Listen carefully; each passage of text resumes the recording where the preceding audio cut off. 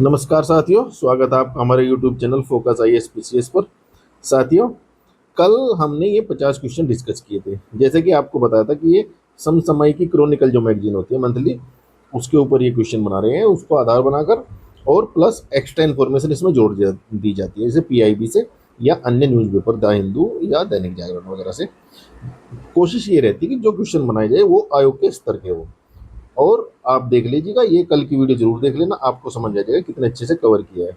देखिए, जिन्होंने समसामयिकी क्रॉनिकल पतले वाली नहीं पढ़ी है वो पढ़ेंगे और उसके बाद क्वेश्चन अटेम्प्ट करके ये देखेंगे कि आपके कितने क्वेश्चन सही हो रहे हैं और क्या आप मैगजीन को ठीक तरीके से पढ़ रहे हैं जैसे क्वेश्चन बनते हैं या आयोग बनाता है।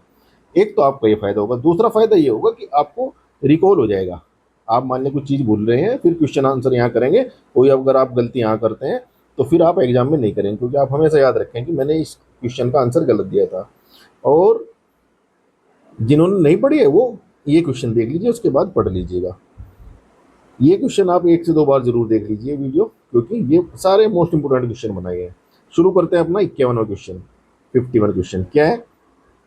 10 जून 2026 को पुणे स्थित national centre for radio astrophysics, जिसका शॉर्ट फॉर्म है NCRA, के खगोलविदों ने भारत के upgraded joint metre wave radio telescope, देखिए इसका नाम है ये इसका शॉर्ट में नाम है UGMART, का उपयोग करके किन तारा समूहों में 5 नए मिलीसेकंड पल्सर खोजे हैं। अब देखिए, जब भारत का कोई इतनी बड़ी खोज कर रहे हैं कि 5 नए तारा समूह में ये कुछ चीज़ें खोज रहे हैं, तो ये इंपॉर्टेंट हो जाती है। तो ये महत्वपूर्ण है आपके लिए, एग्जाम के लिए पूछता है, इसी प्रकार के एग्जाम में क्वेश्चन आते हैं। आप PYQ देख लीजिए।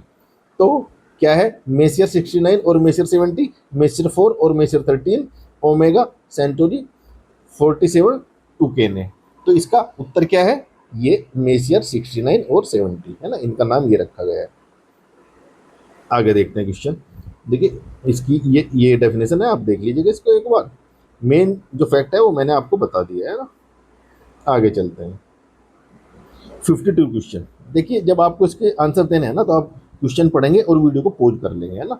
फिर उसके बाद आप देखिए कि आपका उत्तर सही है कि नहीं। जो हम बता रहे हैं उसके अकॉर्डिंग देखिए और व्याख्या पढ़ लीजिए, एक्स्ट्रा फैक्ट आपको मिल जाएंगे।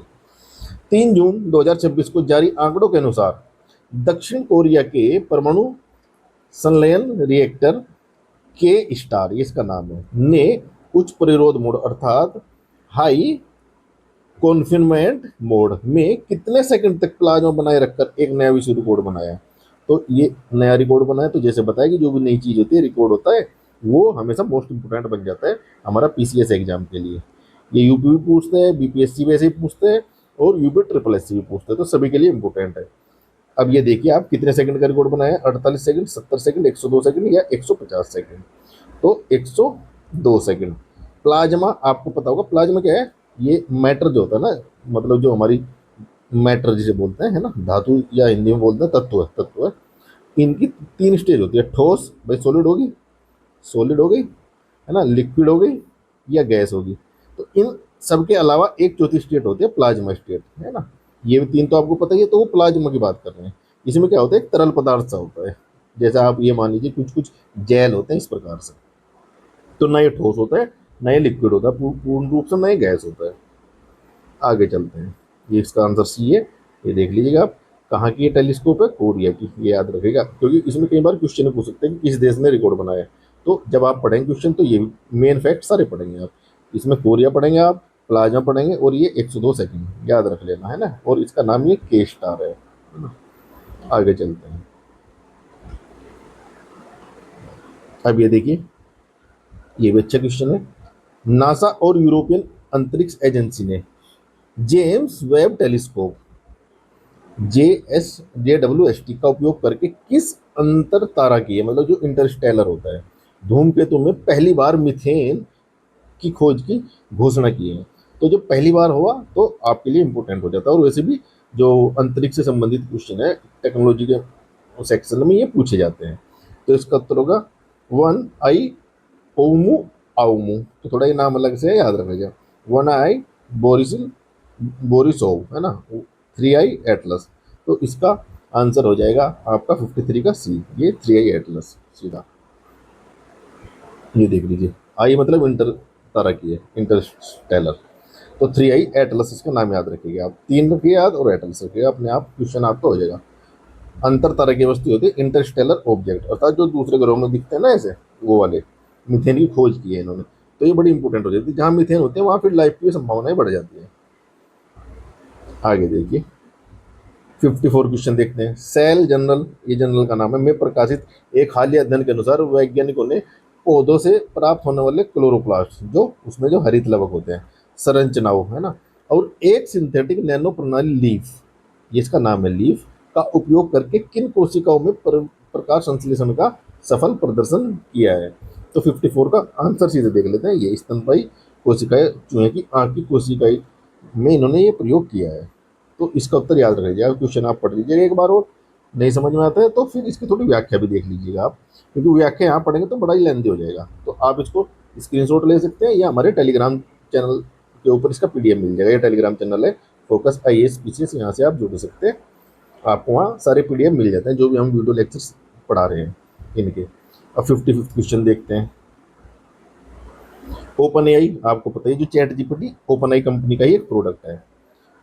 तो इस तारीख को फ्लोरिडा ओपन AI और उसके CEO, इसको पता ही होगा आपको, बड़े फेमस व्यक्ति है, चैट जीपीटी के फाउंडर जो है सैम अल्टमैन, के खिलाफ मुकदमा दायर करने वाला अमेरिका का पहला राज्य बन बन गया है ना, फ्लोरिडा। कौन सा, अब ये पूछ सकता है किस राज्य ने इसके ऊपर मुकदमा दायर किया है, और ये पहला राज्य बना है। तो पहली बार इसके ऊपर ऐसे किसी राज्य ने, किसी स्टेट ने ही मुकदमा दायर किया, राज्य की सरकार ने मतलब।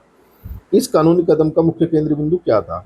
अब भाई मुकदमा किया है तो कुछ कारण भी होंगे, है ना। तो क्या है, कॉपीराइट उल्लंघन था, या AI चैट बोट के उपयोग से जुड़ी चिंता है, जैसे आपको पता है नैतिक चिंता है इससे जुड़ी, या कर चोरी है, या एकाधिकार विरोधी उल्लंघन है।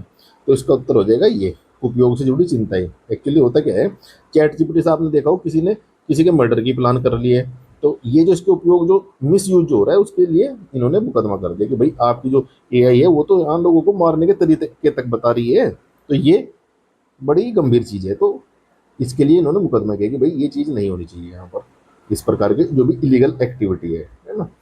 ये आप पढ़ लीजिए।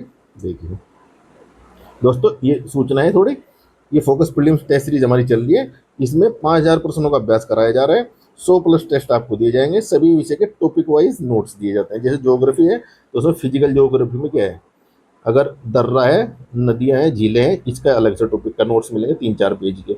और ऐसे हिस्ट्री के मराठा साम्राज्य के अलग, है ना, दक्षिण शासकों के अलग, और अलग से ऐसे प्रागैतिहासिक काल, हड़प्पा, और ये सब एक एक नोट्स मिलते हैं टॉपिक वाइज, और ये क्वेश्चन दिए जाते हैं। 6 नवंबर तक ये आपका पूरा कोर्स करा दिया जाएगा। 100 से भी ज़्यादा टेस्ट इसमें दिए जाएंगे। अभी हिस्ट्री और ज्योग्राफी हुआ है, ज्योग्राफी कंप्लीट होने वाला है। तो आपको जुड़ना है तो इस नंबर पर संपर्क कर सकते हैं इनसे, 9811504781। जल्दी जुड़िए, क्योंकि फिर इसकी फीस भी बढ़ जाएगी और टाइम भी नहीं बचेगा आपके पास। अभी जो ये 90 दिन के लगभग बचे हुए हैं, इनका सदुपयोग आपको करना है, तो अच्छे से प्रैक्टिस कीजिए।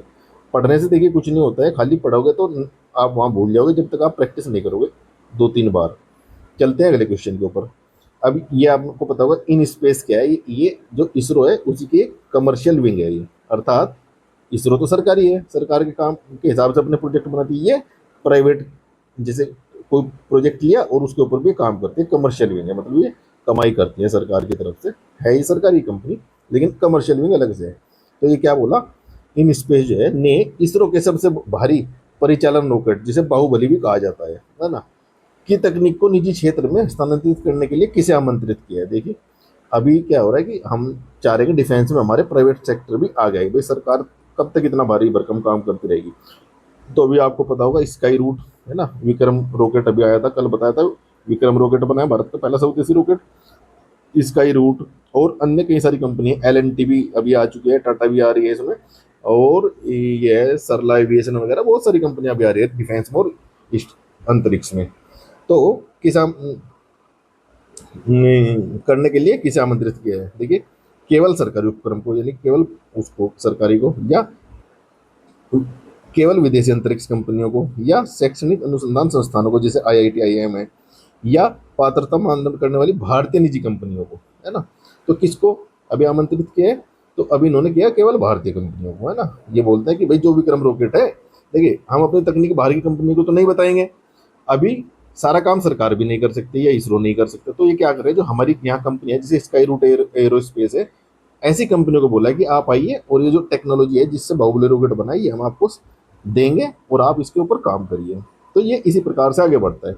आप जानते हो जैसे स्पेस एक्स जो है एलन मस्क की कंपनी है, और ये वहाँ क्या है नासा से भी अच्छा काम कर रही है अंतरिक्ष के फील्ड में। तो ऐसे ही जहाँ प्राइवेट कंपनी बढ़ती है वहाँ फिर देश में क्या है डेवलपमेंट भी बढ़ता है तेजी से, और उसकी कॉस्ट भी कम हो जाती है और कंपटीशन आता है। तो ये फायदा होते हैं इसके, ये देखिए सब ये इसकी दिया है इन शॉर्ट, है ना। ये जो बाहुबली रॉकेट है ये LMV-3 रॉकेट है इसका नाम, अगर बाहुबली नहीं लिखता है LMV-3 लिखता है तो ये भी आपको याद होना चाहिए। आगे चलते हैं, जनरल इकारस, है ना, ये एक जर्नल होता है। जर्नल मतलब जैसे कि मैगजीन होते हैं ना, ऐसे जर्नल होते हैं जिनमें रिसर्च पेपर जो छपते हैं। जर्नल में प्रकाशित एक अध्ययन के अनुसार वैज्ञानिकों ने यूरेनस जो ग्रह है के चंद्रमाओं अर्थात उसके जो उपग्रह है ना और छल्लों का अध्ययन कर खोए हुए उपग्रहों के अस्तित्व की जांच के लिए कितने प्रारंभिक सौर मंडल परिदृश्यों का परीक्षण किया है। तो कितने उसमें सौर मंडलों का परीक्षण हुआ है ये बताना है कि भाई ये इस जनरल में के थ्रू हुआ है। तो ये देख लिया आप, इसका डायरेक्ट 57 का डायरेक्ट क्वेश्चन आंसर देख लेते 122, ये सीधा है। तो ये कम इम्पोर्टेंट है लेकिन देख लीजिए, याद कर लीजिए, क्योंकि अभी पूछ सकते हैं टेक्नोलॉजी के क्वेश्चन अभी बढ़ा रहा है धीरे धीरे ना। अब ये देखिए, यूरेनस सूर्य का 7वां ग्रह है और यह हमारे सौरमंडल के 4 विशाल ग्रहों में से एक है। कौन कौन से? बृहस्पति, शनि, नेपच्यून और यूरेनस। ये आपको पता है जोवियन ग्रह होते हैं, ऐसे याद कर लीजिए। एक तो होता है पार्थिव, जैसे ये तो सूर्य है, जो सूर्य से जो इधर एस्ट्रॉयड बेल्ट है हमारी एक, है ना, इधर क्या आ गया बुध आ गया, फिर शुक्र आ गया, फिर आ गया पृथ्वी, फिर इधर आ गया मंगल। तो ये तो बोलते हैं ये होते हैं अंदर के ग्रह जो पार्थिव ग्रह बोलते हैं हिंदी में, पार्थिव जो पृथ्वी के जैसे हैं। और इधर ये जोवियन होते हैं, जोवियन मतलब जुपिटर सा नाम है इसका, बृहस्पति, ये बड़े होते हैं साइज में ना। तो कौन कौन से? इसमें बृहस्पति होता है, सैटर्न, यूरेनस, नेपच्यून, ये 4 इधर होते हैं, 4 इधर होते हैं, ऐसे याद कर लीजिए। एस्ट्रॉयड बेल्ट जो होते हैं क्षुद्र ग्रह जो होते हैं और टूटे फूटे पत्थर टाइप टुकड़े होते हैं, उसके इधर वाले जोवियन और इधर वाले पार्थिव, मतलब पृथ्वी से संबंधित। अब ये तो बता दिया है ना। 58 क्वेश्चन देखते हैं। ऑक्सफोर्ड जो विश्वविद्यालय के एक अध्ययन के अनुसार दुनिया के 50 हीट रिस्क मतलब जहाँ हीट वेव चलती है वाले शहरी केंद्रों में हैदराबाद को कौन सा स्थान दिया गया है। तो इसका उत्तर आपको पता होना चाहिए 30वां, है ना। 15वां, 22वां, 46वां नहीं है, 30वां इसका उत्तर है। देखते हैं इसका आंसर, बस यही है इसमें ऑक्सफोर्ड का। तो ये याद कर लीजिए। CS50 में मुंबई, बेंगलुरु और चेन्नई को भी शामिल किया गया है, याद रखें। और जो टॉप किया है मतलब भारतीयों में जो टॉप किया है वो 30वां स्थान किसका है? हैदराबाद का। आगे चलते हैं। 10 जून 2026 को जारी शोध रिपोर्ट के अनुसार ऑस्ट्रेलिया में पश्चिमी मधुमक्खियों, है ना, द्वारा मर्टल रस्ट फंगल रोगजनक के प्रसार के संबंध में निम्नलिखित कथनों पर विचार कीजिए। तो ये एक प्रकार का फंगस होता है मस्टल रस्ट, इससे बीमारियां पैदा होती है। तो इसके ऊपर ये 2 कथन बनाए गए हैं। कहाँ है? ऑस्ट्रेलिया में। यह रोगजनक ओस्ट्रोपुकिनिया साइडी नामक कवक के कारण होता है। जो कवक का नाम है ओस्ट्रो मतलब ऑस्ट्रेलिया से संबंधित होगा, ओस्ट्रोपुकिनिया साइडी नामक कवक के कारण होता है, जिसका पता पहली बार 2010 में ऑस्ट्रेलिया में चला था, है ना। तो सॉरी, चला था, है ना। देखते हैं 59 क्वेश्चन, ये पहला हो गया। दूसरा होगा मल्टेसी परिवार के पौधे इससे प्रभावित होते हैं। और तीसरा जो है मधुमक्खी द्वारा एकत्रित बीजाणु उनके छत्ते में कम से कम 90 दिनों तक संक्रामक बने रहते हैं। अच्छा, 90 दिनों तक इनसे क्या हो सकता है? संक्रमण पैदा हो सकता है। तो इसका 2 ये सही है और ये 90 दिनों वाला कथन गलत है। तो इसे देखते हैं क्यों गलत है ये, जल्दी से इसके एक्सप्लेनेशन पढ़ेंगे फिर आगे चलते हैं, है ना। ये केवल 9 दिन तक है और यहाँ एग्जाम में ऐसे ही घुमा देगा 9 से 90 दिन। अब 90 दिन तक तो मर ही जाएंगे फिर अगर इतना लंबा संक्रमण चलेगा, है ना। तो यही है इसमें, इसके अलावा नहीं पढ़ना है। आगे चलते हैं, 60वां क्वेश्चन देखते हैं। समुद्री जैव विविधता सर्वेक्षण रिपोर्ट के अनुसार लक्षद्वीप जो हमारा एक यूनियन टेरिटरी है के कदमत द्वीप, देखिए आपको ये भी याद रखना है, कदमत द्वीप कहाँ है? लक्षद्वीप के ऊपर के पास खोजी गई विशाल पोटैटो पैच कोरल कॉलोनी की अनुमानित आयु कितनी है? तो ये जो कोरल पैच है यहाँ खोजा गया, ये पोटैटो पैच जो कोरल्स होते हैं ना, मूंगा जिसे बोलते हैं हिंदी में, तो इसकी अनुमानित आयु कितनी है, मतलब कितने साल पुरानी है ये पूछ रहा है सीधा सीधा। तो 700 से 1800 वर्ष पुरानी है ये, है ना। ये देखिए अभी खोजी गई है ये कहाँ, कदम द्वीप के पास, कोरल रीफ जो होता है ना, मूंगा द्वीप समूह होते हैं। जैसे आपको पता होगा द ग्रेट बैरियर रीफ जो है वो ऑस्ट्रेलिया में है, ऑस्ट्रेलिया के पास है। मतलब कहाँ है ऑस्ट्रेलिया के, वो पूर्वी भाग में, उत्तर पूर्वी भाग में। जैसे ये ऑस्ट्रेलिया है ना, ये ऐसे ऑस्ट्रेलिया का नक्शा है, तो यहाँ ये कोरल रीफ है। ये भी क्वेश्चन आता है हिस्ट्री में कि ये उत्तर पूर्वी में है या दक्षिण पूर्वी में है, तो ये आपको याद रखना कि उत्तर पूर्व की साइड है ये, न कि इधर पश्चिम की साइड। यही इधर दिया हुआ है ना। इस प्रकार का ये हमारे यहाँ भी मिला है अभी। अभी देखिए सर्वोच्च न्यायालय द्वारा गठित यमुना एक्शन प्लान अर्थात यमुना कार्य योजना के लिए उच्च स्तरीय समिति का नेतृत्व कौन करेगा? तो कौन करेंगे? केंद्रीय जल शक्ति सचिव करेंगे, केंद्रीय पर्यावरण सचिव करेंगे, केंद्रीय गृह सचिव करेंगे, या दिल्ली के मुख्य सचिव करेंगे? कौन करेंगे? तो ये करते हैं केंद्रीय गृह सचिव, है ना। ये रहा, है ना। ये सफाई वफाई के लिए एक कमेटी बनेगी, उसकी जो है नेतृत्व अध्यक्षता कौन करेंगे? केंद्रीय गृह सचिव। बस ये इतना दिया हुआ था।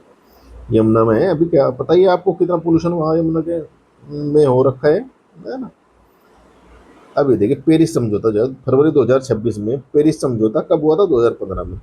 के किस अनुच्छेद के तहत दुनिया की पहली परियोजना बनी जिसमें लगभग 60,000 कार्बन क्रेडिट जारी किए गए?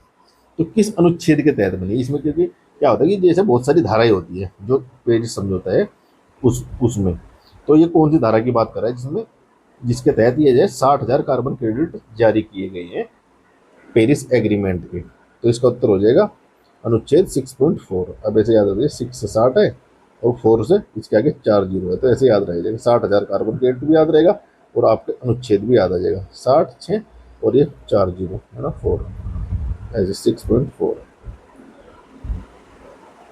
आगे चलते हैं, है ना। ये इसका एक्सप्लेनेशन देख लीजिए। अगर कोई एक्सप्लेनेशन आपको पढ़नी है तो इसका स्क्रीनशॉट ले सकते हैं या पीडीएफ से पढ़ सकते हैं। ये देखिए वन्य जीव सर्वेक्षण हुआ अभी जून में 2026 में के दौरान मध्य प्रदेश के किस राष्ट्रीय उद्यान में दुर्लभ कारकाल, है ना, काराकाल, काराकाल बोल दिया, कारकाल बोल दिया, को कैमरे में रिकॉर्ड किया गया है। ये एमपी में एक जानवर है एक किस्म का, इसको कई दशकों के बाद ये मिला है, तो ये न्यूज अच्छी मतलब इम्पोर्टेंट हो जाती है।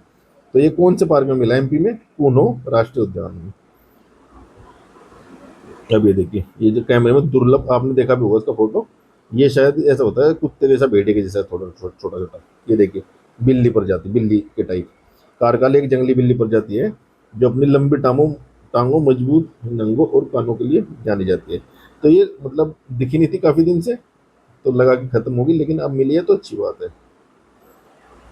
अब ये देखिए हरियाणा सरकार ने यमुना नदी के जल ग्रहण क्षेत्र में चल रही और प्रस्तावित प्रदूषक नियंत्रण परियोजनाओं को पूरा करने के लिए क्या अंतिम समय सीमा निर्धारित की है?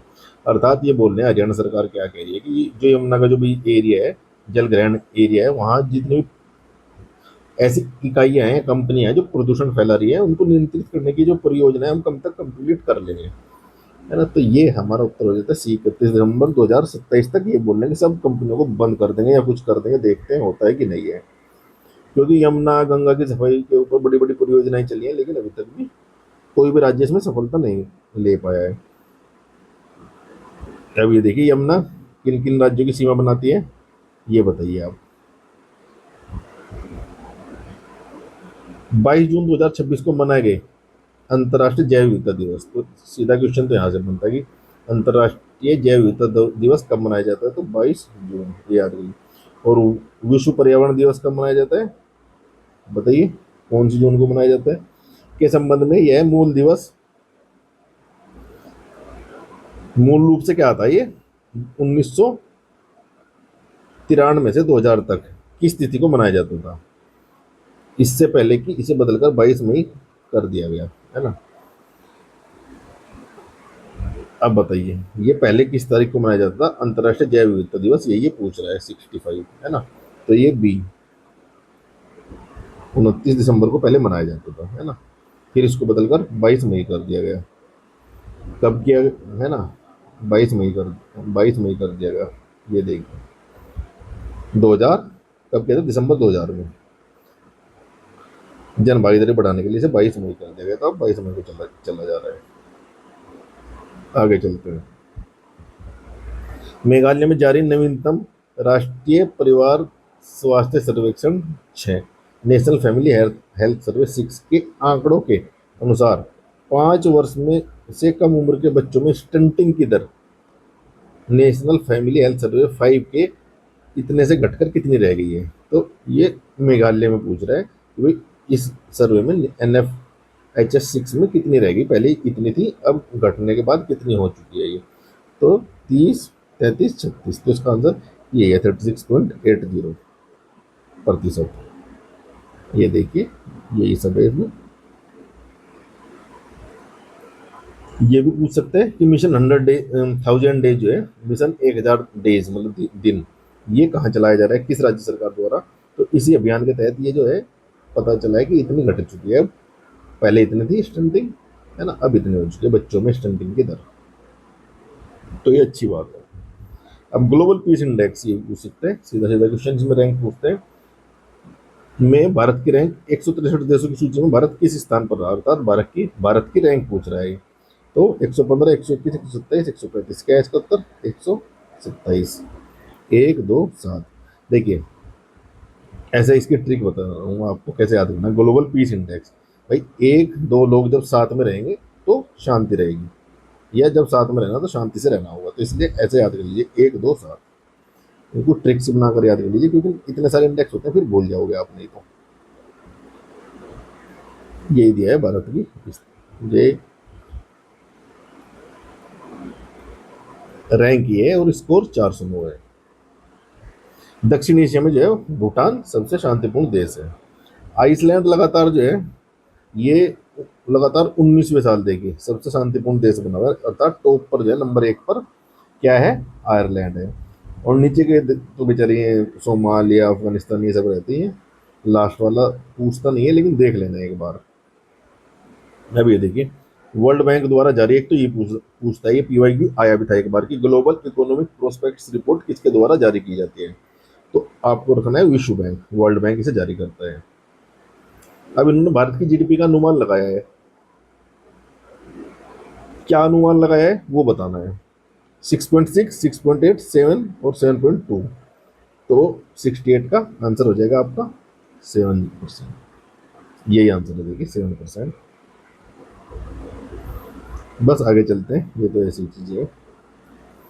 पेरिस में वीवाटेक, ये जो सम्मेलन हुआ है, इसमें जारी ग्लोबल स्टार्टअप इकोसिस्टम रिपोर्ट 2026 के अनुसार एशिया के AI नेटिव स्टार्टअप क्लस्टर्स में बीजिंग के बाद बेंगलुरु किस स्थान पर रहा,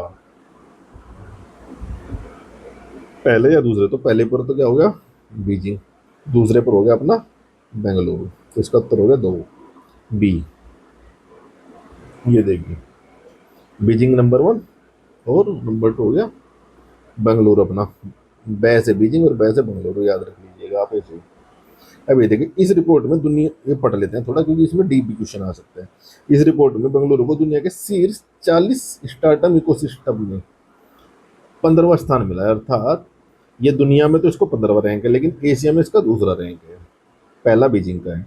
तो कहने का मतलब ये है कि जब दुनिया के जो शहर काउंट कर किए जाते हैं कहाँ कितने स्टार्टअप चल रहे हैं, शुरू हुए हैं, तो उनमें जो है बेंगलुरु हमारा 15वें स्थान पर है ना।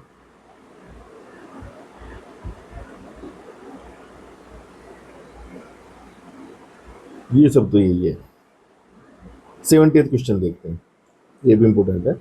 केंद्रीय शिक्षा मंत्रालय द्वारा जारी स्वच्छ एवं हरित विद्यालय रेटिंग 2025-26 की राष्ट्रीय सूची में उत्तर प्रदेश के कितने स्कूलों को स्थान मिला है। तो इसको 4 स्टार दे दीजिए। ये पूछता है जहाँ यूपी के कुछ अच्छा काम करते हैं या यूपी में पहली बार कुछ होता है टॉप पे, तो पूछते हैं 7 स्कूल, 9 स्कूल, 11 स्कूल या 14 स्कूल। तो इसका आंसर बताइए, गैस कीजिए। इसका आंसर है 11 स्कूल, अर्थात सी। ये देख लीजिए आप, इसमें एक दो इंपोर्टेंट चीजें हैं जो आपको देखना पड़ेगा। उत्तर प्रदेश में चयनित 11 चिन्हित स्कूलों में 6 सरकारी स्कूल, 2 कस्तूरबा गांधी विद्यालय और 2 अन्य श्रेणी के स्कूल है और 1 निजी स्कूल है। तो 11 तो चयनित हुए थे, है ना। उसके अलावा मेरठ की द्वारका मोदी एकेडमी एक को राष्ट्रीय स्तर पर चौथा स्थान मिला है। तो हमारा मेरठ की भी एक एकेडमी है, क्या है, द्वारका मोदी एकेडमी। श्रावस्ती के कस्तूरबा गांधी बालिका विद्यालय हरिहरपुर रानी को 9वां स्थान मिला है। तो देखिए आपको लगेगा श्रावस्ती तो पिछड़ा हुआ एरिया है, लेकिन यहाँ का जो स्कूल है कस्तूरबा गांधी बालिका विद्यालय हरिहरपुर, उसको 9th रैंक मिली है, इसमें ऑल ओवर इंडिया में। अब संबल के पीएम श्री प्राइमरी स्कूल को जो है 12वां स्थान दिया गया। ये पीएम श्री स्कूल चल रहे हैं ना अभी नए नए, तो ये बताया गया इसमें 21 लाख रुपए की सहायता दी जाएगी प्रत्येक स्कूल को। बस इतना ही है इसमें। आगे चलते हैं, 71वां क्वेश्चन देखते हैं, क्यूएस वर्ल्ड यूनिवर्सिटी रैंकिंग। तो ये हर साल एक रैंक निकालता है जितने भी टॉप एजुकेशनल इंस्टीट्यूट होते हैं उनकी। तो 2027 में ऑस्ट्रेलिया का जो है कोई संस्थान रहा है 22वें नंबर पे, ये बताना है आपको, और ऑस्ट्रेलिया का पहला संस्थान है। तो देखिए ये क्वेश्चन इतना इंपॉर्टेंट नहीं है, फिर भी इसका आप आंसर लिख लीजिए क्योंकि न्यूज में था। तो ये आपका जाएगा मेलबर्न यूनिवर्सिटी। इसमें जो क्वेश्चन बनेगा आपका, ये बनेगा कि भारत का कौन सा संस्थान जो ऊपर है इंडिया का, टॉप 3 बता, आपको याद होना चाहिए कम से कम पहला, दूसरा और तीसरा। तो ये बताइए आप कौन से हैं, इसकी व्याख्या देख लेते हैं। देखिए ये तो पढ़ने की जरूरत नहीं है आपको, छोड़िए, है ना। ये आप यहाँ ये देखिए बस, केवल भारतीय जो शीर्ष संस्थान जो रहे हैं, आईआईटी दिल्ली नंबर 1 पर, मतलब हमारे यहाँ से रहा, लेकिन वैसे ओवरऑल रैंक इसकी जो रही है 118वीं रही है। उसके बाद आईआईटी बॉम्बे, है ना, दिल्ली, बॉम्बे और फिर मद्रास, ये तीनों रही हैं डीबीएम। तो ये 118 रैंक रही, इसकी 134 रही है और इसकी 170 रैंक रही। ये तीनों याद कर लीजिए अच्छे से, यही क्वेश्चन आएगा। ये क्वेश्चन जो ऑस्ट्रेलिया का दिया है ये नहीं पूछेगा, ये पूछेगा, है ना। ठीक है, आगे चलते हैं, 72 क्वेश्चन देखते हैं। अब अभी क्या है, नेशनल स्टॉक एक्सचेंज के अनुषंगी मतलब सहायक, है ना, NSE index limited, NSC index limited, है ना, ने अपने पोर्टफोलियो का विस्तार करते हुए कितने नए क्षेत्रीय सूचकांक लॉन्च किए हैं। तो कुछ इसमें पहले से थे, कुछ अभी इसने किए हैं। तो 72 का उत्तर है सी। अभी टोटल कितने हो चुके हैं देखिए, 34 हो चुके हैं शायद, है ना। हाँ, टोटल 34 हो चुके हैं। ये भी पूछ सकता है कि एनएससी के जो सूचकांक है, ये जो है इंडेक्स लिमिटेड का जो सूचकांक है, इसमें कितने सूचकांक शामिल है। तो इसमें 34 हो चुके हैं, अभी 11 नए जोड़े गए हैं। एनएससी की स्थापना, ये मोस्ट इंपोर्टेंट है, ये देखिए आप, 1992 में हुई है। यही पूछेगा यहाँ से ना। आगे चलते हैं, देखिए ये क्वेश्चन हमने कल भी किया था। सालविस की जो है ग्रोथ हब इंडेक्स, ये एक रिपोर्ट आती है इसकी, के अनुसार बेंगलोर को दुनिया का सबसे तेजी से बढ़ते प्रमुख शहरों के रूप में स्थान दिया गया है। तो ये इंपॉर्टेंट है क्योंकि बेंगलोर हमारा एक संस्थान है जो जिन शहरों की ग्रोथ हो रही है, इंडस्ट्रियल ग्रोथ हो रही है, उसमें बेंगलोर अभी शीर्ष पर रहा है। तो किस लिए रहा है, इसका कारण क्या था, इसका कारण था ये ग्लोबल कैपेबिलिटी सेंटर्स और टैलेंट पूल, क्योंकि वहाँ पढ़े लिखे लोग ज़्यादा है। आपको पता होगा सिलिकॉन वैली भी बोलते हैं वहाँ बेंगलोर को, भारत की सिलिकॉन वैली है वो, आईटी इंडस्ट्री वहाँ काफ़ी है। तो इसका उत्तर हो जाएगा टैलेंट पूल और ग्लोबल कैपेबिलिटी सेंटर्स के लिए इसको शीर्ष स्थान दिया गया है। किसकी रिपोर्ट में, साल्विस, ये कोई कंपनी है ये जो अपनी रिपोर्ट निकालती है, ये इसमें दिया हुआ है। आगे चलते हैं, क्वेश्चन नंबर 74 देखते हैं। पश्चिम बंगाल सरकार ने राष्ट्रीय स्वास्थ्य प्राधिकरण के साथ समझौता ज्ञापन के माध्यम से किस योजना में शामिल होने की घोषणा की है। अभी क्या है कि, और ये 36वां राज्य या यूटी बन चुका है। क्या होता है, जब कहीं सेंटर में मान लिया किसी और की सरकार है, उदाहरण के लिए बीजेपी की सरकार है, और पहले वेस्ट बंगाल में किसकी थी, ममता बनर्जी की सरकार थी। तो ये क्या करते हैं, जो स्टेट गवर्नमेंट है, जो सरकार जो है, सेंट्रल सरकार, केंद्रीय सरकार जो है कुछ योजनाएं चलाती है, तो ये चिढ़ते हैं और ये शामिल नहीं होते हैं इसमें। तो ऐसे पहले दिल्ली भी था, ये भी इसमें आयुष्मान भारत मिशन में शामिल नहीं हुआ था, लेकिन अब ये हो चुका है। इसका उत्तर भी यही है, प्रधानमंत्री जन आरोग्य योजना, इसमें शामिल हुआ है अभी अभी, जब से वहाँ सरकार बदली है, बीजेपी की सरकार आई है। तो अब वहाँ भी लोगों को 5 लाख तक का मुफ्त जो है कैशलेस वो इलाज मिलेगा, यही दिया हुआ है इसकी व्याख्या में। इससे आगे पढ़ने की जरूरत नहीं है। हाँ, ये पढ़ लीजिए, पीएमजे की शुरुआत कब हुई थी, 2018 में, क्योंकि सरकार की योजनाओं का ना वर्ष पूछता है कब शुरू हुई थी, कौन सी योजना। और जब से जब क्या है मोदी सरकार आई है तो काफ़ी योजनाएं आती, 2015 में शुरू हुई थी, 2016 में, 17-18 लगातार शुरू होती गई योजनाएं। तो वो योजनाएं आप याद कर लीजिए जो भी इम्पोर्टेंट है। जैसे क्या है ये, आयुष्मान भारत योजना थी, है ना, startup India, stand up India, ये सब याद कर लीजिए। ये देखेंगे आप PYQ क्वेश्चन पूछे हुए हैं बार बार। अभी देखिए 10 वर्ष पूरे करने वाले प्रधानमंत्री सुरक्षित मातृत्व अभियान, तो आप समझ जाइए कब शुरू हुआ था। अभी इसको 10 वर्ष हो चुके हैं, ये देखना है आपको। इसमें क्या हुआ है कि जो महिलाएं हैं, जो प्रेग्नेंट महिलाएं होती हैं, उनको फैसिलिटी दी जाती है। जैसे कि भाई आपकी डिलीवरी हॉस्पिटल में होगी, सरकारी या प्राइवेट में, जो भी। तो उससे क्या हुआ है कि अभी जो MMR होता है, मातृ मृत्यु अनुपात, वो घटा है। तो ये अच्छी बात है भारत के लिए। पहले MMR कितना था, 130 था 2014 में, है ना। अब उसके बाद 2022 से 24 तक कितना हुआ है, यही ये पूछ रहा है। तो इसका उत्तर आप बताइए, 75 का उत्तर क्या है, सोचिए थोड़ा। ये हो चुका है 87। ये देखिए, है ना, यही इसमें दिया हुआ है सब। कब शुरू किया गया था, 10 वर्ष हो गए तो सीधा 2026 से 10 घटा दीजिए, 2016 में शुरू किया गया था। किसने किया था, हेल्थ से रिलेटेड है तो परिवार एवं स्वास्थ्य कल्याण मंत्रालय, ये तो आप लगा ही देंगे आंसर। तो ये भी पूछता है कई बार। तो ये देख लीजिए, अभी तक 7.5 यानी कि 7.5 करोड़ से अधिक महिलाओं, गर्भवती महिलाओं को इसका लाभ मिला है, इस योजना का। ये देखिए, ये भी एक स्टेटमेंट पड़ी है, योजना गर्भवती महिलाओं दूसरी और तीसरी तिमाही को हर महीने 9 तारीख को जो है मुफ्त प्रसव पूर्व देखभाल सेवाएं और 25 प्रकार के उच्च जोखिम वाले गर्भाधान की गर्भधारण की जांच की जाती है। तो ये इनको इन दिनों इनका एक किस्म से चेकअप होता है, कब, दूसरी तिमाही और तीसरी तिमाही की 9 तारीख को। आगे चलते हैं।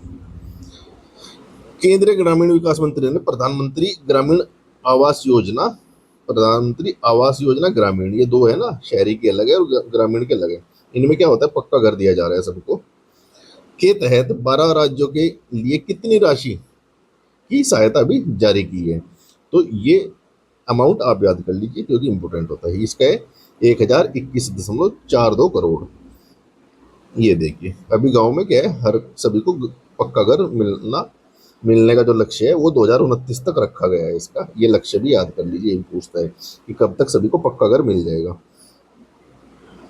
अब ये देखिए, 2016 में जो इसका नाम बदल दिया था, क्योंकि आप जानते हैं इस सरकार ने काफी नाम भी बदले हैं। तो ये पहले इंदिरा आवास योजना से के नाम से थी, फिर इसका नाम बदला और थोड़ा इसमें एक्स्ट्रा कुछ फीचर ऐड कर दिए, तो घुमा फिरा कर योजना वही है। आगे देखते हैं। केंद्रीय वाणिज्य एवं उद्योग मंत्री द्वारा लॉन्च किए गए भव्य पोर्टल, तो ये भव्य पोर्टल बार बार न्यूज में है, आप याद कर लीजिए कि एक भव्य रसायन, इनमें से कोई सा ना कोई सा क्वेश्चन आएगा इस बार, है ना। ये दोनों याद कर लीजिए आप। इसके तहत क्या है, कितने एकड़ तक के प्लग एंड प्ले औद्योगिक पार्कों के विकास के लिए वित्तीय सहायता प्रदान की जा रही है। तो प्लग एंड प्ले क्या होता है कि वहाँ सरकार ये जो पार्क विकसित करती है, वहाँ इतनी फैसिलिटी देती है कि कोई भी कंपनी आएगी और अपना काम शुरू कर सकती है जल्दी से, इसलिए बोलते हैं प्लग एंड प्ले। मतलब क्या है भाई, जैसे आप प्लग होता है घर में बिजली का, क्या है कि प्लग में आप तार लगाओगे और आपका जो सिस्टम है वो चल जाएगा, टीवी है जो भी है, आपको कुछ नहीं करना, आपको प्लग बनाना नहीं है, कुछ नहीं करना है। तो इस प्रकार से सहायता दी जाती है। कहाँ, औद्योगिक पार्क जितने भी होते हैं। तो इसमें कितने एकड़ तक का जो है मिनिमम पार्क का साइज है, यही पूछ रहा है। 77 पढ़िए, 500 करोड़, 750 करोड़, 1000 करोड़, या 1500, सॉरी करोड़, एकड़, या 1500 एकड़। तो 77 में इसका सीधा सा उत्तर है, याद रहेगा आपको, 1000 एकड़। अब इसकी डेफिनेशन थोड़ी देख लीजिए, व्याख्या। ये 100 औद्योगिक पार्क इसके तहत है, भव्य पोर्टल के तहत इनका विकास किया जाएगा। तो ये भी पूछ सकते हैं कितने पार्कों का विकास किया जाएगा। तो यही इसमें मोस्ट इंपोर्टेंट चीज है, ये आप जरूर देखिए। कितने रुपए, कितने करोड़ की मंजूरी दी है सहायता के लिए, 33,660 करोड़। तो फैक्ट में ये पूछ सकता है, ये दोनों चीज आप याद रख लीजिए। और 1 करोड़ रुपए प्रति एकड़ की वित्तीय सहायता दी जाती है इसमें, ये याद कर लीजिए। 3 चीज याद करने की है बस। आगे चलते हैं। अब मुंबई में आयोजित फिनेकल इनोवेशन अवार्ड 2026। अब फिनेकल से आपको समझ जाएगा कि ये फिनेंस या बैंक से रिलेटेड कोई अवार्ड होता है। जम्मू कश्मीर बैंक को गोल्ड अवार्ड किस श्रेणी में मिला है। तो पहला तो क्वेश्चन यही बनेगा कि जम्मू किस बैंक को गोल्ड अवार्ड मिला है। तो ये जम्मू कश्मीर को इस श्रेणी में, किस श्रेणी में, इसमें अलग अलग श्रेणियां होती है, तो अलग अलग श्रेणी में अलग अलग गोल्ड अवार्ड मिलता है। ऐसा नहीं कि किसी एक ही बैंक को गोल्डन अवार्ड मिला है। तो ये भी आप याद रख लीजिएगा। जब इसको किस श्रेणी में मिला है, डिजिटल भुगतान नवाचार या क्लाउड आधारित उद्यम डेटा और एनालिटिक इकोसिस्टम, तो इसी में मिला है इसको, क्योंकि इन्होंने आईटी के क्षेत्र में क्लाउड कंप्यूटिंग वगैरह यूज किए और अच्छे से जो है टेक्नोलॉजी का प्रयोग किया है। तो ये क्वेश्चन याद करिए, क्योंकि इंपॉर्टेंट बन जाता है जब भी इस प्रकार के एआई या आईटी या ब्लॉकचेन से रिलेटेड कोई भी क्वेश्चन होता है, तो वो इंपॉर्टेंट बन जाता है। ये न्यूज में रहता है आजकल, चर्चा में है। अब ये देखिए, डीपीआईटी आईआईटी, इसे क्या बोलते हैं, उद्योग संवर्धन एवं आंतरिक व्यापार विभाग। ये क्या है, हमारा इंटरनल व्यापार देखता है। मान लीजिए एक स्टेट से दूसरे स्टेट में जो भी व्यापार आ रहा है या एफडीआई आ रहा है, इन सब की रिपोर्ट तैयार करता है। तो इन्होंने एक रिपोर्ट बनाई है, उसमें पूछ रहा है कि भारत में जो है एफडीआई प्रवाह कितना बढ़ हो चुका। अब वृद्धि तो इन्होंने बताई दिया है यहाँ क्वेश्चन में कि 10% वृद्धि हुई है, लेकिन अभी कितना हो चुका है टोटल, 2025-26 जो वित्तीय ईयर है, फाइनेंशियल ईयर, उसमें कितना एफडीआई हमें मिल चुका है। तो यही इसका क्वेश्चन का आंसर देखिए इसके अकॉर्डिंग। तो इसका आंसर है $85 बिलियन। ये देख लीजिए आप, $85 बिलियन। अभी एफडीआई का एक क्वेश्चन कराया था, किस फील्ड में एफडीआई सबसे ज्यादा आ रहा है, इलेक्ट्रॉनिक्स में आ रहा है, सेवा में आ रहा है, ऊर्जा में आ रहा है, या बुनियादी अवसंरचना जो होता है इंफ्रास्ट्रक्चर, किस में आ रहा है। तो ये अगर आपको याद होगा तो कल हमने किया था कि ऊर्जा के क्षेत्र में सर्वाधिक एफडीआई आ रहा है अभी। अब ये देखिए, राज्य कौन कौन से आगे हैं, महाराष्ट्र, कर्नाटक और गुजरात विदेशी निवेश आकर्षित करने के मामलों में सबसे आगे है ना। यूपी की क्या रैंक है, ये आप बताएंगे। इसमें यूपी भी अभी काफी प्रगति कर रहा है इसमें। एफडीआई में सर्वाधिक निवेश करने वाले के देशों की सूची, ये भी याद कर लीजिए। Number 1 Singapore, 2 Mauritius, 3 USA. तो देखिए, छोटा सा देश है सिंगापुर और मॉरिशस, लेकिन यहाँ से निवेश में ये ऊपर है, पहले 2 स्थानों पर यही है। आगे चलते हैं। स्वामीनाथन जानकी रमन को भारत ने अगले 2 वर्षों के लिए रिजर्व बैंक के डिप्टी गवर्नर के रूप में नियुक्त किया है। तो ये क्वेश्चन सीधा सीधा बनेगा, कौन ने डिप्टी गवर्नर बने हैं, तो कौन है ये, स्वामीनाथन जानकी रमन। पहले किस बैंक से जुड़े थे, तो ये एसबीआई से जुड़े थे। काफी अनुभव है, 10 वर्ष लगभग इन्होंने एसबीआई के साथ कार्य किया है। तो इसका उत्तर सी हो जाता है। इतनी व्याख्या है, इतना ज्यादा इंपॉर्टेंट नहीं है, लेकिन नाम याद कर लीजिए। स्वामित्व योजना, अब आपको पता है स्वामित्व योजना क्या है, जो गांव में जो घर बने हुए हैं, उनका मालिकाना हक किसके पास है, और मान लिया ए व्यक्ति है, इसके पास कितना घर है, कितनी जगह है, कितनी जमीन है, ये सब ड्रोन के माध्यम से सर्वे हो रहा है और उसका एक डिजिटल रिकॉर्ड तैयार किया जा रहा है। तो यही पूछा है किस तकनीक का प्रयोग किया, तो ड्रोन से सर्वेक्षण, ड्रोन से सर्वे करते हुए ये सब रिकॉर्ड जो है सेव हो रहा है डेटाबेस में, और सरकार इसको एक संपत्ति कार्ड भी देगी जिसकी संपत्ति है। यही इसने पूछा है। ये योजना कब शुरू की गई थी, मोस्ट इंपोर्टेंट। देखिए, यहाँ 2 फैक्ट आपको मिलेंगे। एक तो योजना शुरू की गई थी 24 अप्रैल 2020 में। दूसरा क्या है कि पंचायती राज दिवस कब मनाया जाता है, 24 अप्रैल को। ये क्वेश्चन सीधा सीधा पूछता है, तो ये भी याद कर लीजिए। आपको ये 3 फैक्ट याद हो चुके हैं यहाँ से। आगे चलते हैं। 82 क्वेश्चन। 26 मई 2026 को अडानी ग्रीन एनर्जी लिमिटेड ने गुजरात के कहा, खवाड़ा में कुल कितने गीगावाट आवर्स की, गीगावाट घंटा ऐसे बोलते हैं, गीगावाट आवर्स की संचयी क्षमता वाला बैटरी ऊर्जा भंडारण प्रणाली प्रोजेक्ट चालू किया है, जो चीन के बाहर दुनिया का सबसे बड़ा एकल बैटरी स्टोरेज परियोजना है। अब ये देखिए, नंबर 1 कहाँ है, चीन में। दूसरी विश्व की सबसे बड़ी परियोजना बैटरी भंडारण कहाँ बननी है, भारत में, गुजरात के खवाड़ा में। तो इतनी जानकारी तो आपको क्वेश्चन से मिल चुकी है। बाकी इसकी आपको कैपेसिटी बतानी है। तो कैपेसिटी कितनी है, 2.15, 2.8 या 3.37 या 4.05। तो इसका उत्तर हो जाएगा 3.37।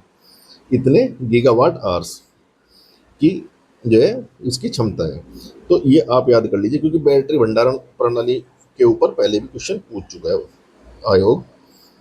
तो यही इसका है, 10 लाख घरों को स्वच्छ ऊर्जा प्रदान करेगा, है ना, जो इंदौर, चंडीगढ़ या पूरे गोवा राज्य की बिजली की मांग पूरी कर सकता है। इतनी बिजली ये बना देगा, है ना। चलते हैं आगे। अभी नए चीफ ऑफ आर्मी स्टाफ बने, अर्थात जिसे बोलते हैं सेनाध्यक्ष। तो ये कौन बने हैं, ये बने हैं धीरज सेठ। ये क्वेश्चन में पूछा है। और पहले कौन थे, जनरल उपेंद्र द्विवेदी। तो इनका स्थान ये लेंगे।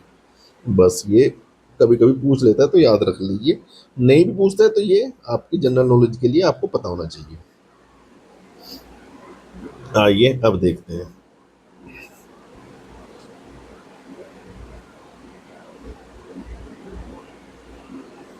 आईएएस सौरभ विजय, आईएएस अधिकारी सौरभ विजय जो वर्तमान में यूआईडीएआई के सीईओ हैं, को किस राष्ट्रीय मिशन के लिए मुख्य कार्यकारी अधिकारी सीईओ नियुक्त किया गया है? तो अभी ये किसकी सीईओ थी?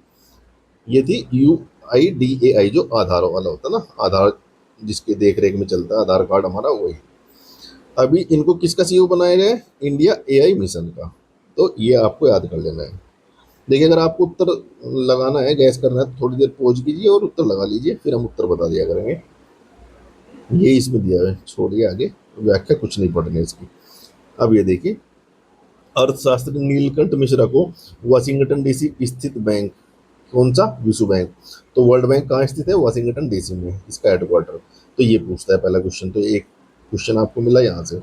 मुख्यालय में 3 साल के कार्यकाल के लिए भारत का कार्यकारी निदेशक नियुक्त किया गया है, जो किसका स्थान लेंगे? तो ये पूछ रहा है कि अभी कौन थे और फिर नए बने हैं ये। तो ये ऐसे भी डायरेक्ट क्वेश्चन आएगा कि अभी जो इनका स्थान लेंगे वो नए वाले कौन है? तो नीलकंठ मिश्रा जी, याद कर लीजिए। और इसका उत्तर हो जाएगा अभी परमेश्वर अय्यर वहां थे। 55 का ए। आगे चलते हैं। देखिए, बड़ा इंपॉर्टेंट क्वेश्चन है। कोलंबिया विश्वविद्यालय के द्वारा प्रसिद्ध प्रोफेसर और पद्मश्री पुरस्कार विजेता कौन थे? रॉबर्ट ए एफ थुरमन, जिनका 84 वर्ष की आयु में निधन हो गया है ना। तो क्वेश्चन क्या है कि वे किस विशिष्ट पहचान के लिए इतिहास रचने वाले पहले पश्चिमी व्यक्ति बने? मतलब जो अंग्रेज लोग हैं, पहला क्या किया उन्होंने, ऐसा जो पहला अंग्रेज था जिसने ऐसा काम किया। ये देखिए, ए पढ़ लीजिए, बी पढ़िए, सी पढ़िए, डी पढ़िए। तो इसका आंसर बताते हैं आपको।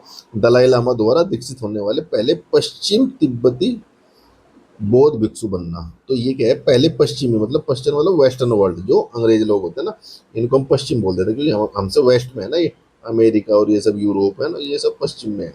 और पश्चिम में तो हमसे अफ्रीका भी है, लेकिन उसको नहीं बोलते हैं ना, क्योंकि वो बेचारा गरीब महाद्वीप है। पश्चिमी का मतलब ही सीधा अंग्रेजों को मान लिया जाता है। तो इसका उत्तर ए हो जाएगा। इतना ही पढ़ना है। देखिए, ये जो है ना, क्यूबा के जो है वहाँ विद्रोह हुआ था, उसमें भी शामिल हुए थे। क्यूबा में कास्त्रो के गोरिल्लाओं में शामिल होने के कारण इन्हें स्कूल से निकाल दिया गया था। तो बड़े ही चर्चित व्यक्ति है, इसलिए इनका नाम याद रख लीजिए।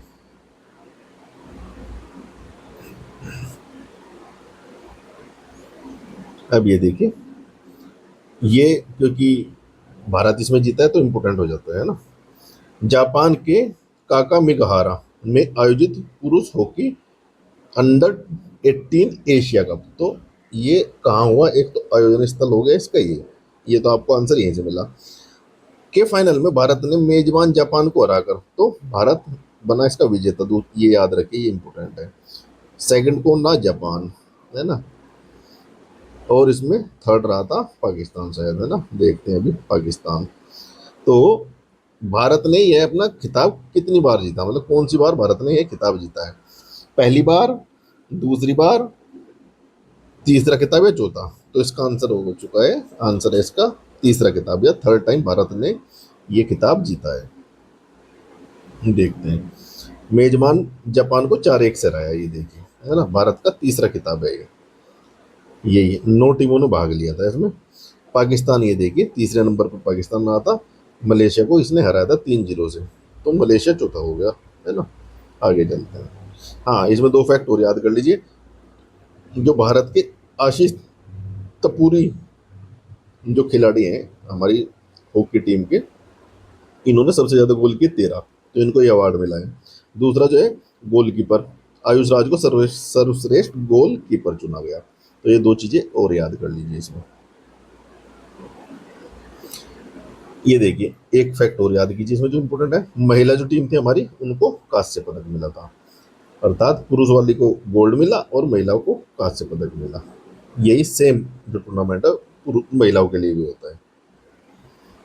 अब फीफा कप जो है थोड़ा न्यूज में रहा था, तो याद कर लीजिए एक बार, फीफा कप 2026 के संबंध में कौन सा कथन सही नहीं है, तो नहीं है बताना। तो आपको ये तो पता ही होगा, पहला जो है इतिहास में पहली बार 3 देशों ने मेजबानी की है, किसने? कनाडा, मैक्सिको और अमेरिका। तो क्वेश्चन इसके ऊपर ऐसा बन जाएगा कि किस देश ने मेजबानी नहीं की है, तो वहाँ क्या करेगा? नंबर 1 कनाडा देगा, फिर नंबर 2 अमेरिका देगा, फिर मैक्सिको देगा, और एक कुछ और दे देगा आपको कंफ्यूज करने के लिए, अर्जेंटीना वगैरह दे देगा। तो ये भी याद रखना कहाँ कहाँ हुआ इसका आयोजन, कनाडा, मैक्सिको और अमेरिका। इस बार टूर्नामेंट में 32 के बजाय 48 टीमें भाग ले रही थी, तो ये भी सही है ना, ये दोनों सही है। उद्घाटन मैच 11 जून को मैक्सिको सिटी में खेला गया, ये भी ठीक है।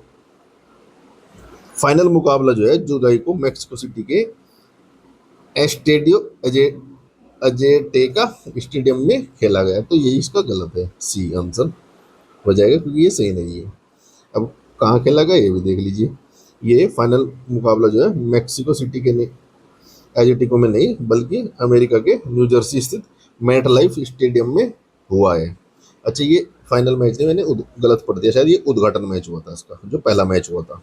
फाइनल तो ये बताइए, तो फाइनल कहाँ हुआ था? ये न्यू जर्सी में MetLife stadium. MetLife एक आपको पता है कंपनी है, उसके नाम के ऊपर स्टेडियम बना हुआ है ये। फीफा कप का कौन सा संस्करण है? 23वां, तो ये भी याद कर लीजिए, ये बहुत जरूरी है ना, ये आप याद कर लीजिए सारा। और इसमें विजेता नहीं दिया है, तो आप विजेता बताइए कौन है, क्योंकि वो तो जरूर पूछेगा। अच्छा, ये क्या है? अभी तो ये हम जनरल क्वेश्चन बना रहे हैं मिक्स, जो मंथली करंट अफेयर है समसामयिक क्रॉनिकल के हिसाब से। लेकिन अभी खेल का अलग से क्वेश्चन वो वीडियो बनेगा, सूचकांक का बनेगा, वो आप जरूर देख लीजिए, क्योंकि उसमें एक साथ आपको सारा मिल जाएगा, और नोट्स बना लीजिएगा उसके, या पीडीएफ डाउनलोड कर लीजिएगा हमारे Telegram channel focus IAS PCS से। तो खेल का बनेगा, सूचकांक का बनेगा, ये अलग से वीडियो बना दिया जाएगा अभी। फिर उसके अलावा पुरस्कार का एक अलग वीडियो बनेगा। ऐसे ही जो भी यूपीपीसीएस पूछता है वो सब वीडियो आपको मिल जाएंगे, आप टेंशन मत लीजिए। अब ये देखिए, लियोनेल मेसी को ये अवार्ड मिला है, कौन सा? प्रिंसेस ऑफ एस्टूरियस अवार्ड प्राप्त करने वाले पहले व्यक्तिगत फुटबॉलर बने हैं। यह पुरस्कार किस देश द्वारा दिया जाता है? तो ये इंपोर्टेंट क्वेश्चन है। ये दिया जाता है, बताइए, इटली, फ्रांस, स्पेन, पुर्तगाल, कहाँ दिया जाता है? तो इसको देता है स्पेन। और स्पेन के एक बड़े फेमस खिलाड़ी है, कौन से हैं? तो बताएंगे आप, इसमें ज़्यादा पढ़ने की जरूरत नहीं है, आगे चलते हैं। अब ये देखिए, जो एक अधिकारी है, ये आईएएस अधिकारी सुंदरराज पी को राष्ट्रीय एनआई में इंस्पेक्टर जनरल नियुक्त किया गया। इससे पहले में किस क्षेत्र में लगभग 12 वर्षों तक एंटी नक्सल ऑपरेशन का नेतृत्व इन्होंने किया था? तो नक्सल क्या है, भारत में इधर फैला हुआ है, ये जो भारत का ये जो भाग है, ये वाला इधर लेकर उड़ीसा के नीचे से लेकर आंध्रा तमिलनाडु, छत्तीसगढ़, छत्तीसगढ़, हाँ, यहाँ सब फैला हुआ है। तो ये नक्सल में कहाँ तैनात थे ये जो अधिकारी हैं, जिनको अभी एनआईए का इंस्पेक्टर जनरल बनाया गया? तो दंतेवाड़ा रेंज में थे, बस्तर रेंज में थे, गढ़चिरौली रेंज में थे, या मलकानगिरी रेंज में थे? तो इसका उत्तर हो जाएगा बस्तर रेंज। इसका उत्तर हो जाएगा छत्तीसगढ़ के बस्तर रेंज में इन्होंने काम किया था। कितना? लगभग 12 साल तक। बड़ा ही पॉपुलर अधिकारी थे, तो इसलिए याद रख लीजिए इसको। अब ये देखिए, छत्तीसगढ़ पुलिस को राज्य गठन के कितने वर्षों बाद नक्सल उन्मूलन में असाधारण बलिदान के लिए उत्कृष्ट सेवा के लिए राष्ट्रपति कलर अवार्ड मिला है? तो किसको मिला है? तो छत्तीसगढ़ पुलिस को मिला है। कितने वर्षों बाद मिला है, ये भी आप याद कर लीजिए। तो ये 24 वर्षों बाद। ये देखिए, गठन कब होता है इसको? 1 नवंबर 2000 को एमपी से अलग हुआ था छत्तीसगढ़। और कौन? 2000 में ही इसी समय और 2 नए स्टेट बने थे, कौन सा? उत्तराखंड और झारखंड भी। तो ये 3 बने थे, ये भी याद रख लीजिए, पॉलिटी में क्वेश्चन पूछता है। अब ये देखिए, इन्होंने भी रिकॉर्ड बनाया, तो ये इंपॉर्टेंट हो जाता है। भारत के खिलाड़ी है कौन? दीप्ति शर्मा, क्रिकेटर है। इन्होंने हाल ही में महिला अंतर्राष्ट्रीय क्रिकेट में कितने विकेट लेकर संयुक्त रूप से सर्वाधिक विकेट लेने वाली गेंदबाज बन गई है? संयुक्त रूप से मतलब ओडीआई है ना, ओडीआई, वनडे, टेस्ट मैच और टी20, ये सब मिलाकर इन्होंने कितने विकेट लिए हैं, है ना, वो बताने हैं। और ये सर्वाधिक विकेट लेने वाली गेंदबाज बन गई है विश्व की, तो ये इंपॉर्टेंट हो जाता है। तो इसका उत्तर है 355, 355 रिकॉर्ड इन्होंने लिए हैं। ठीक है, आगे देखते हैं। ये देखिए, ये दिया हुआ है यहाँ, इतना ही याद करना है, दैट्स इट। आगे चलते हैं, 93 क्वेश्चन देखते हैं। फीफा विश्व कप 2026 में अल्जीरिया के खिलाफ हैट्रिक लगाकर लियोनल मेसी ने किस दिग्गज खिलाड़ी के 16 गोल के फीफा विश्व कप के करियर के रिकॉर्ड की बराबर की है? देखिए, वैसे तो सबसे ज्यादा रिकॉर्ड तो शायद जो है अपने रोनाल्डो के है, शायद, है ना, याद कर देख लेना आप। लेकिन जो विश्व कप में, जो फीफा में, ये किसके थे अभी तक, और अब उनका रिकॉर्ड की बराबरी कर ली है लियोनल मेसी ने। तो ये आपको बताना है, 16 गोल, है ना। तो कौन है? देखिए, आप इसको गलत कर दें क्योंकि आपको लगेगा या तो पेले होगा, है ना, पेले बड़ा ही फेमस खिलाड़ी थे ना ये शायद ब्राजील के थे शायद पेले ना। तो इनको गोट भी बोला जाता है, ग्रेट ऑल द टाइम, ऐसे ये बड़े महान खिलाड़ी थे। तो इसका उत्तर हो जाएगा आपका ये देखिए, अलग सा नाम है, मिरोस्लाव क्लोजे, ये हो जाएगा, है ना। ना ये होगा क्योंकि माराडोना भी आपको याद रहता है, ये भी याद रहेगा, रोनाल्डो भी याद रहेगा, लेकिन ये नहीं है, ये याद नहीं रहेगा। लेकिन ये इसका उत्तर है सी। ये देखिए, जर्मनी के खिलाड़ी थे ये, मिरोस्लाव, जिन्होंने वर्ल्ड वर्ल्ड कप मतलब फीफा कप में सबसे ज्यादा अब तक के गोल बन लगाए थे। उनकी बराबरी अब लियोनल मेसी ने कर ली है। वो कहाँ के खिलाड़ी है? अर्जेंटीना के। ये देखिए, आगे चलते हैं। अब ये देखिए, भारत ने एक वैश्विक चैंपियनशिप जीती है जिसमें 114 पदक मिले हैं। तो कितनी बड़ा अचीवमेंट है, तो इम्पोर्टेंट हो जाता है। तो कहाँ मिलेंगे? देखिए, योग में हम योगासन में मिलेंगे, कुश्ती में मिलेंगे, कबड्डी में, तीरंदाजी में, कहाँ मिलेंगे बताइए? तो ये मिलते हैं, मिले हैं भारत को विश्व योगासन चैंपियनशिप में। ये देखिए, 114 पदक, तो भारत का जो है बड़ा ही अच्छी परफॉर्मेंस इसमें रही है। योग दिवस कब मनाया जाता है ये बताइए? 21 जून को अंतर्राष्ट्रीय योग दिवस मनाया जाता है। और कब शुरू किया था ये? 2015 में, है ना, भारत सरकार के अनुरोध पर। इस वर्ष के योग दिवस की थीम बताइए आप, कमेंट में कीजिए, जिससे अन्य छात्रों को भी लाभ मिले और आपके भी याद रहेगा। तो इतना कंट्रीब्यूशन आप जरूर कीजिए, वीडियो बनाते हैं आपके लिए अच्छी अच्छी। अब ये देखिए, फीफा विश्व कप 2026 के दौरान टूर्नामेंट शुरू होने से पहले ही लियोनल मेसी को 2026 का ये अवार्ड मिला था। तो अभी आपने पढ़ा है ऊपर। तो जब वे किस देश के साथ प्रशिक्षण ले रहे थे? तो क्वेश्चन रहने दीजिए आप, ये पूछेगा नहीं, ये एक्स्ट्रा क्वेश्चन बन गए हैं। कभी कभी एक दो क्वेश्चन एक्स्ट्रा बन जाते हैं, तो उसको आपका समय नहीं लेंगे, छोड़ देंगे डायरेक्ट। 96 क्वेश्चन देखते हैं। भारत को वामपंथी उग्रवाद अर्थात जो नक्सलवाद है, ऐतिहासिक रूप से मुक्त होने की घोषणा की सीमा जो थी 31 मार्च 2026 की घोषणा गृह मंत्रालय ने किस तिथि पर की थी? तो मतलब इस तिथि तक हमें क्या करना था? नक्सलवाद खत्म करना था, ये गृह मंत्रालय का टारगेट था। अब इन्होंने घोषणा पहले ही कर दी क्योंकि पहले ही खत्म हो चुका है, टारगेट से भी पहले। कब हुआ था ये? 24 अगस्त 2024। तो याद रहेगा सीधा, यहाँ भी 24 है, यहाँ भी 24 है ना। आइए, ये रहा, की थी कि क्या किया था? घोषणा की थी 2024 में। हाँ, 2024 में क्या की थी? घोषणा की थी कि अब हम कब तक खत्म कर देंगे। ये इन्होंने की थी 2024 में, और फिर 26 में ही 31 मार्च को इससे इस समय खत्म हो चुका है भारत में से नक्सलवाद। मतलब कहीं कोई इक्का दुक्का हो वो अलग बात है, लेकिन उनके सब जो बड़े बड़े जितने भी सरदार हैं वो सब मार गिराए हैं या आत्मसमर्पण कर चुके हैं।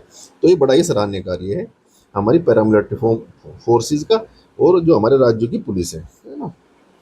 समाधान स्ट्रेटेजी इसी से संबंध है, याद रख लीजिए। समाधान स्ट्रेटेजी का संबंध किससे? वामपंथी उग्रवाद को समाप्त करने से। अब ये देखिए, ये जो है नक्सलवाद जो अभियान जो है, क्योंकि ये न्यूज में रहा है तो इसके ऊपर कई क्वेश्चन बना दिए गए हैं। कोई भी किसी प्रकार का क्वेश्चन आएगा आपका छूटेगा नहीं। तो ये देखिए, बस्तर छत्तीसगढ़ में नक्सल विरोधी अभियानों में प्रमुख स्ट्राइकिंग फोर्स अर्थात जो अटैक करती है एकदम के रूप में कार्य करने वाली पुलिस इकाई डीआरजी, ये है डीआरजी, ये है प्रमुख स्ट्राइकिंग फोर्स। इसका फुल फॉर्म पूछा है, क्या इसका फुल फॉर्म है? तो इसका फुल फॉर्म पढ़ लेते हैं एक बार। क्या है? डिस्ट्रिक्ट रिजर्व गार्ड, या डिफेंस रेस्पॉन्स ग्रुप, या डिस्ट्रिक्ट रैपिड ग्रुप, या डायरेक्ट रिएक्शन गार्ड। तो बताइए आप, सोचिए आंसर क्या है इसका 97 का? इसका उत्तर हो जाएगा ए, डिस्ट्रिक्ट रिजर्व गार्ड। ये देखिए, ये दिया हुआ है इन्होंने। कहाँ थी ये? बस्तर छत्तीसगढ़ में। आगे चलते हैं। अब देखिए भारत जो है पॉलीमर के नोट लेकर आ रहा है ना। आपको पता होगा अभी पेपर नोट है हमारे यहाँ, कागज के नोट होते हैं अभी, जिसे बोलते हैं आम भाषा में प्लास्टिक के नोट, तो वो पॉलीमर नोट, बैंक नोट है, आ रहे हैं। तो ये सबसे पहले पॉलीमर नोट जो है किस देश में आए थे 1988 में, ये क्वेश्चन पूछा है। तो आप बताइए, सिंगापुर, ऑस्ट्रेलिया, कनाडा, न्यूजीलैंड। ये इंपॉर्टेंट क्वेश्चन बन जाता है क्योंकि अभी पॉलीमर नोट आने वाले हैं भारत में। तो इसका उत्तर हो जाएगा ऑस्ट्रेलिया ने सबसे पहले पॉलीमर नोट बनाए थे, 1980 में अपने यहाँ जारी किए थे। इतना अभी 60 से अधिक देशों में पॉलीमर नोट चल रहे हैं। तो यही इसका, इतनी व्याख्या काफी है। अब 99 देख लेते हैं, उसके बाद एक क्वेश्चन और बचेगा। भारत में दवाओं के आयात, निर्माण और बिक्री को विनियमित अर्थात रेगुलेट करने वाला मुख्य कानून औषधि और प्रसाधन सामग्री अधिनियम, ये किस वर्ष में आया था? अब ये देखिए कितना पुराना ये नियम है, ये हमारी आज़ादी से भी पुराना है। अब आप उत्तर बताएंगे क्या है। ये है, ये है, ये है। तो ये दो तो कट जाएंगे, ये तो नहीं है। बचा 30 और 40, तो इसमें से 40 है 1940। ये देखिए इस अधिनियम का नाम क्या था पूरा? औषधि और प्रसाधन सामग्री अधिनियम 1940 है। उसके बाद इसमें समय समय पर बदलाव किए जाते हैं, अमेंडमेंट किया जाता है, लेकिन नाम इसका यही था। ठीक है, आगे चलते हैं, लास्ट क्वेश्चन देख लेते हैं। ये भी इम्पोर्टेंट है क्योंकि नक्सल से रिलेटेड है। ये देखिए, बस्तर में नक्सल विरोधी अभियानों के दौरान सुरक्षा कैंपों के आसपास के गांवों के विकास पहुंचाने और 17 विभागों की योजनाओं को लाभ दिलाने के लिए छत्तीसगढ़ सरकार ने कौन सी पहल शुरू की है? तो ये हो जाएगी नियत निर्ला नार है। थोड़ा कठिन सा नाम है, याद कर लीजिए। नियत निर्ला नार, इसका मतलब क्या होता है? मेरा अच्छा गांव। तो ये 100 क्वेश्चन आपको करा दिए दोस्तों। वीडियो अच्छी लगती है तो लाइक और सब्सक्राइब जरूर कीजिए। और एक सूचना आपके लिए जरूरी है, ये देख लीजिए आप एक बार, हमारी जो ये मेंटरशिप ग्रुप है व्हाट्सएप का, निःशुल्क है, उससे आप जुड़ सकते हैं। वहाँ इस प्रकार आपको नोट्स दिए जाते हैं और डेली 20 क्वेश्चन दिए जाते हैं। और इसके अलावा अगर प्रीलिम्स की आपको अच्छे से तैयारी करनी है, टेस्ट सीरीज चल रही है हमारी, उसमें अच्छे से क्वेश्चन मिलते हैं आपको, बिल्कुल टू द पॉइंट, आयोग के हिसाब से क्वेश्चन दिए जाते हैं। उसके लिए आप जुड़ सकते हैं। ये देखिए, अभी साइंस शुरू हुआ है और साइंस के क्वेश्चन भी आप देख सकते हैं कितने अच्छे से आयोग के पैटर्न के हिसाब से कराए जा रहे हैं। मैचिंग के क्वेश्चन कराए गए हैं, मल्टीपल स्टेटमेंट वाले क्वेश्चन कराए गए हैं, है ना, कथन कारण के क्वेश्चन भी कराए गए हैं, सिंपल क्वेश्चन भी दिए हैं जो सिंपल पूछता है। तो यही है। तो दोस्तों मिलते हैं अगली वीडियो में। वीडियो अच्छी लगती है तो लाइक जरूर कीजिए, कमेंट जरूर कीजिए। उससे क्या है, हमारी पूरी टीम को मोटिवेशन मिलता है और फिर हम आपके लिए नई वीडियो बनाने के लिए ऊर्जावान होते हैं। उससे आपका कुछ नहीं जाएगा, हमारी टीम को उससे ऊर्जा मिलती है। तो लाइक जरूर कीजिए, कमेंट करते हैं तो वेल एंड गुड। तो मिलते हैं अगली वीडियो में, तब तक के लिए पढ़ते रहिए, लिखते रहिए और सिलेक्शन लेकर रहिए। जय हिंद।